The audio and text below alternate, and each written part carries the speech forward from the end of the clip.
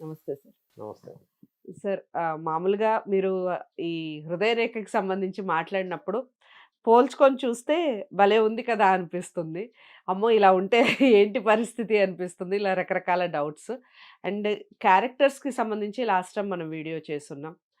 ఇంకా ఏమైనా చెప్తారా? హృదయ రేఖకి ఇంకా ఇలా ఉంటే ఇలాంటి ఇక్కడ పరిస్థితులు ఉంటాయని. చెప్పేటప్పుడు ఏందంటే నేను ఇప్పుడు 80,00,00,000, 800,00,00,000 జనాభా ఉంది ప్రపంచంలో. అవును. 800,00,00,000 హృదయ రేఖలుండొచ్చు.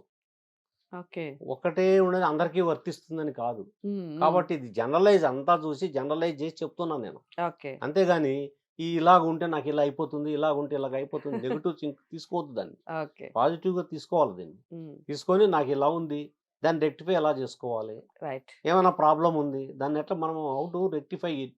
How to overcome it? హ్మ్. అని ఆలోచించాలి గానీ, నెగెటివ్ పాయింట్ ఇదేదని నెగెటివ్ పాయింట్ వస్తుందని కాదు. హెల్త్ పాయింట్లు చెప్పేటప్పుడు నెగెటివ్‌గానే ఉంటుంది. అవును. ఇప్పుడు ఇంతకుముందు చెప్పిన లవ్ అండ్ అఫెక్షన్స్ గురించి చెప్పిన. హ్మ్. ఆ రేఖ పొడవుగా ఉంటే ఆయుష్ ఎక్కువ ఉంటుందని చెప్పిన. అవును. పా పాజిటివ్ పాయింట్స్ కూడా ఉంటాయి. ఆ విధంగా జనరల్‌గా కొన్ని పాయింట్లు నేనిక్కడ రాశాను. 1, 2, 3 నంబర్‌లిచ్చిన. హ్మ్. ఒకటో నంబర్ ఇక్కడ. ఒకటో నంబర్ చూపించిన ఇక్కడ. హ్మ్. ఒకటో నంబర్ రేఖ అంటే ఎట్లా అంటే, ఇక్కడ బయలుదేరి ఇంతకుముందు చెప్పినట్లుగా ఓకే. ఒక వీడియోలో ఇక్కడ బయలుదేరి గురుస్థానం చేరుతుంది. రైట్. ఆ రేఖ మామూలుగా హృదయ రేఖ అనేక రకాలుగా ఉంటుంది. హ్మ్. నేను చెప్పిన ఫస్ట్‌లోనే. ఇది 18 రకాలుగా ఉంటుందని. అవును. అర్థమైందా? అది హ్మ్. ఒక ఎట్లంటే వెంట్రుక వాసిలో ఉండాలి. ఓకే. వెంట్రుక ఎలా ఉందో అలాగా థిన్‌గా, బలంగా, పొడుగ్గా ఉండాలి. హ్మ్. అంతేగాని అనేక రేఖలతో మిళితమై మందంగా ఉండద్దు. ఓకే. ఆ రేఖ మందంగా అంటే థిక్‌గా. హ్మ్. అనేక రేఖలతో constructed with so many lines. అనేక రేఖలతో మిళితమై ఉండద్దు. ఓకే. ఒక్కోసారి బ్రేకులు ఉంటుంది కొంతమందికి. అవును. కొద్ది దూరం పోయి బ్రేక్ అయిపోయి, కొంత దూరం పోయి బ్రేక్ అయిపోయి, విరిగిపోయి, చిన్న చిన్న రేఖలతో అన్నీ కన్‌స్ట్రక్ట్ చేసి అట్లా ఉంటుంది. హ్మ్. ఇప్పుడు 4, 5 కట్టెలు వేసి ఒక కట్టె మోపు కడతాం కదా! హ్మ్. అర్థమైందా? హ్మ్. అలాగా కట్టినప్పుడు 4, 5 రేఖలు కలిపి ఒక రేఖగా ఫార్మ్ అయ్యి ఉంటుంది. హ్మ్. అలాగా రకరకాలుగా గొలుసు మాదిరి ఉంటుంది. మందంగా ఉంటుంది. కొంతమంది చేతుల్లో చాలా లావుగా ఉంటుంది. కొంతమంది చేతుల్లో నల్లగా ఉంటుంది. హ్మ్. కొంతమంది చేతుల్లో ఎర్రగా ఉంటుంది. అట్లా రేఖ కలర్ గూడా ఉంటుంది. ఓకే. కాబట్టి ఆ రేఖ పొడుగ్గా ఉన్నదా, సన్నగా పొడుగ్గా గురుస్థానం చేరినటువంటి రేఖ కలిగినటువంటి వాడు మంచి ప్రేమికుడు. హ్మ్. లవ్ అండ్ అఫెక్షన్స్ కలిగిన వాడు.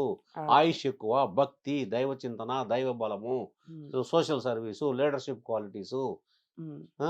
తర్వాత మంచి అడ్మినిస్ట్రేటివ్ కేపబిలిటీసు, ఓకే. నిర్మాణాత్మకమైనటువంటి ఆలోచనలు, మంచి మనసు కలిగినటువంటి, మంచి హృదయం కలిగినటువంటి వాడు. హ్మ్. అతనెవరికీ అపకారం చేయడు. ఓకే. చాలా ప్రేమగా జనాలతో ఉంటాడు.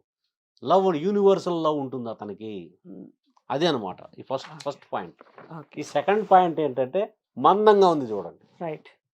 లావుగా చూపిచ్చాను నేనిక్కడ. అవును. అవును. లావుగా గీసి హ్మ్. మీకు అర్థం కావడానికి ఇలా చూపించిన నేను. ఓకే. ఈ 3 ఒక చేతిలో ఉంటాయని కాదు. ఓకే. ఒకటో నంబరు కొంతమందుంటారు. రెండో రకం కొంతమందుంటారు. మూడో అట్లా మూడో రకం 18 రకాలుంటాయి. కొంతమందుంటారు. హ్మ్. నేను కొన్ని మీకు ఎగ్జాంపుల్ చెప్తున్నా. ఇది రెండోది మందంగా ఉంటుంది. హ్మ్. ఎవరికైతే మందంగా థిక్ లైన్ అంటాం. హ్మ్. ఇక్కడి నుంచి ఇక్కడి వరకు థిక్‌గా మందంగా అంటే constructed with so many lines అనేక రేఖలతో మందంగా ఉన్నట్లయితే ఎమోషన్స్ ఎక్కువుంటాయి. ఓకే. దానికి తోడు ఆ మందంగా ఉండే లైను డౌన్‌వర్డ్ లైన్ హ్మ్. కిందకుంటుంది. హ్మ్. కొంతమందికి పైకుంటుంది. హ్మ్. కిందకున్నట్లే ఎమోషనల్ నేచర్స్ ఎక్కువుంటాయి. ఓకే. షార్ట్ టెంపర్ ఉంటుంది. ఓకే. కోపం ఉంటుంది. ఆవేశం ఉంటుంది. ఆందోళన ఉంటుంది. ఊరికే ఆవేశపడిపోతుంటాడు. హైపర్ టెన్షన్ ఉంటుంది. తప్పనిసరిగా అతనికి బీపీ వచ్చే అవకాశాలుంటాయి. అయితే ఓకే. బీపీ గురించి మనం చెప్పేటప్పుడు గోర్లు చూడాలి. ఆ హ్మ్. గోర్లు చిన్నగా ఉన్నాయా? పెద్దగా ఉన్నాయా? చెక్ చేయాలి. ఓకే. చిన్న గోర్లయితే స్మాల్ నెయిల్స్ అంటాం. అతను గోర్లు కొరికే హాబిట్ కూడా ఉంటుంది. హ్మ్. అటువంటి వాళ్ళకి బీపీ వస్తుంది. టెన్షన్స్ వస్తుంది. హార్ట్ రిలేటెడ్ ప్రాబ్లమ్స్ వస్తాయి. ఓకే. ఒక మినిస్టర్‌కి ఒక అతనికి ఆంధ్రాలో గోర్లన్నీ చిన్నగున్నాయి. గోర్లే హ్మ్. లేవు. హ్మ్. గోర్లన్నీ కొరికేసిండాయన. ఓకే. ఫేమస్ మినిస్టర్ ఆయన. ఈ మధ్య హార్ట్ ప్రాబ్లమ్‌తో హాస్పిటల్‌లో జాయిన్ అయ్యిండు. నేను 20 సంవత్సరాల క్రితమే చెప్పిన అతనికి. "నీకు గోర్లు కొరికే అలవాటున్నది. హ్మ్. ఎప్పుడైనా గాని it leads to heart related problems. Okay. Problem అయితుందని" చెప్తే ఆయన హార్ట్ రిలేటెడ్ ప్రాబ్లమ్‌తో హాస్పిటల్‌లో అడ్మిట్ అయ్యిండు. హ్మ్. గోర్లు కొరికేసినాడు ఆయన. అన్ని గోర్లు కొరికేసాడు. గోర్లే లేవు ఈళ్ళకి. అర్థమైందా? గోర్లన్నీ కొరికేసాడు. ఓకే. వాళ్ళకి గోర్లు కొరికే హాబిట్ కూడా ఉంటుంది. బైటింగ్ అన్నమాట. హ్మ్. ఆ గోర్లు ఎవరైతే కొరుకుతారో వాళ్ళకి, చిన్న గోర్లు ఉండే వాళ్ళకి, హృదయ రేఖ మందంగా ఉండే వాళ్ళకి heart related problems, okay. Emotional nature, హ్మ్. హైపర్ టెన్షను, హ్మ్. అర్థమైందా? ఇటువంటివి వచ్చేదానికి అవకాశం ఉంటుంది. ఓకే. అదేవిధంగా నెక్స్ట్ ఇంకోటి మూడోది. ఈ మూడో దాంట్లో చూడండి మచ్చలు పెట్టాను నేను. హ్మ్. మోల్స్ లాగా. ఉంగరం వేలు కింద మోల్ హార్ట్ లైన్ మీద. ఓకే. మధ్య వేలు కింద మోల్. హ్మ్. అర్థమైందా? మోల్స్. కొంతమందికి ఈ హృదయ రేఖ మీద మధ్య ఉంగరం వేలు ఉంది. దాని కింద హృదయ రేఖ మీద మచ్చ ఉంటుంది. హ్మ్. A hole in your heart line a mole in your heart line ఈ hole in your heart. Oh! నీ హృదయ రేఖ మీద పుట్టుమచ్చ ఉంటే నీ హృదయానికి రంధ్రం ఉంటుంది. ఓకే. ఆ మచ్చ కూడా ఉంగరం వేలు కింద. Hmm. A mole on heart line under the sun finger or ring finger a a hole in your heart. Okay. ఇలాగ తిరుపతిలో ఒకసారి ఈ విషయం చాలా ఛానల్స్‌లో చెప్పాను నేను. హ్మ్. తిరుపతిలో ఒక అతను నేను ఒకసారి తిరుపతికెళ్ళినప్పుడు ఒక సమావేశంలో అందరికీ హ్యాండ్స్ చూస్తుంటే ఒక అతను వాళ్ళ అమ్మాయిని తీసుకొచ్చాడు. ఈ అమ్మాయికి చూసుకుంటే ఈ హార్ట్ లైన్ మీద పుట్టుమచ్చ ఉన్నది. పుట్టుమచ్చ ఉంది కదా! ఇక్కడ ఈ అమ్మాయికి హెల్త్ ప్రాబ్లము, దీనివల్ల హార్ట్ రిలేటెడ్ ప్రాబ్లము, గుండెలో రంధ్రం ఉంటుంది. ఒకసారి చెక్ చేసుకో, స్కాన్ చేసుకుంటే తెలిసిపోద్ది అని చెప్తే, నేను వెళ్ళిపోతున్నా హైదరాబాద్‌కి తర్వాత ఫోన్ చేయమన్నా. 4 రోజుల తర్వాత నాకు ఫోన్ చేసిండాయన. మీరు చెప్పింది కరెక్ట్ సార్ స్కాన్ చేశాము. హృదయంలో రంధ్రం ఉంది ఈ పాపకి. అంటే ఆ పాపకి 17 ఇయర్స్, 18 ఇయర్స్ ఉండేది. చిన్నమ్మాయి ఇంటర్మీడియేట్ ఎంతో చదివేది. హ్మ్. కాబట్టి అది ఆపరేషన్ చేస్తే క్యూర్ అయిపోతుంది అని చెప్తే ఆపరేషన్ చేసుకున్నారు. బాగా అయిపోయింది. ఓకే. ఇప్పుడు ఆ పాపకి దాదాపు 40 ఇయర్స్, 38 ఇయర్స్ అట్లా ఉండొచ్చు. ఓకే. అర్థమైందా? అది ప్రొటెక్ట్ చేస్తుంది. అందుకని జాగ్రత్తలు తీసుకోమనేది. హ్మ్. హ్మ్. అతను స్కాన్ చేసుకొని అతను చెప్పాడు.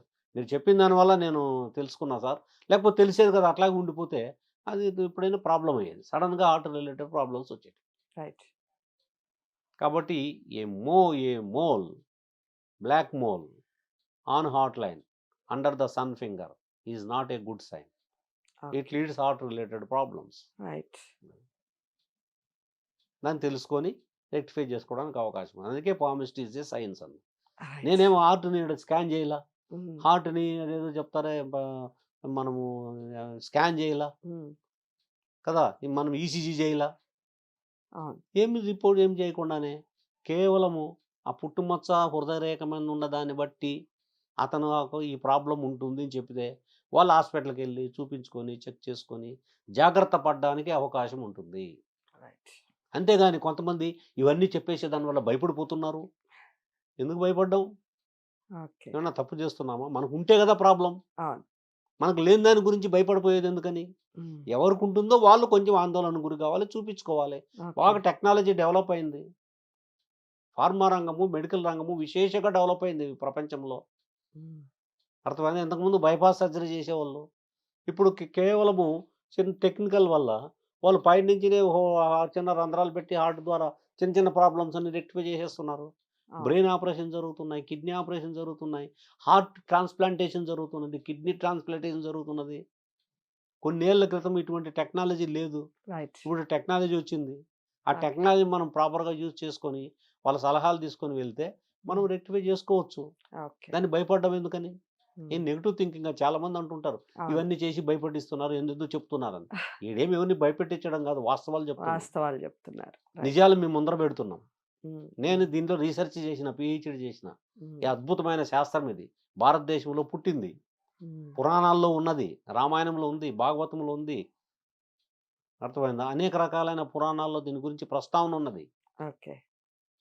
అర్థమైందా? గరుడ పురాణంలో దీని గురించి రాశారు. హ్మ్. హ్మ్. జ్యోతిష్ శాస్త్ర పుస్తకాల్లో చానా దీని గురించి రాశారు. తిరుమల వెంకటేశ్వర స్వామి చరిత్రలో హస్త సాముద్రికం గురించి ఉన్నది. హ్మ్. అర్థమైందా? ఆధారాలున్నాయి. Sources of palmist is there. ఏదో నేను చేసి మోసం చేసి నాకొచ్చేదేమున్నది? Already I am a assistant professor in the university. నాకు యెస్. మంచి స్కేల్‌లో నేనున్నా. ఉద్యోగం చేస్తున్నా.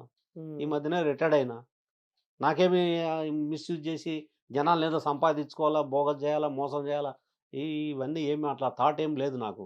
ఓకే. అర్థమైందా? ఎన్‌లైట్ రైట్. చేయాలి, ఎడ్యుకేట్ చేయాలి. రైట్. సమాజానికి దీని గురించి తెలియజెప్పాలి. ఇంత హ్మ్. గొప్ప శాస్త్రం భారతదేశంలో పుట్టింది. ఇది తెలుసుకోండి. దీన్ని తెలుసుకునే దానివల్ల చానా హెల్త్‌కి సంబంధించింది, కుటుంబానికి సంబంధించింది, భార్యాభర్తల రిలేషన్స్‌కి సంబంధించి, లేట్ మ్యారేజెస్ గురించి, ఇతర దేశాలకు వెళ్ళడం, అక్కడ ఉద్యోగాలు చేయడం గురించి, జాబ్ వస్తుందా రాదా? వ్యాపారం చేసుకుంటాడా? ఉద్యోగం చేసుకుంటాడా? ఇటువంటి విషయాలు కూడా మనము అనాలిసిస్ చేసుకోవచ్చు. రైట్.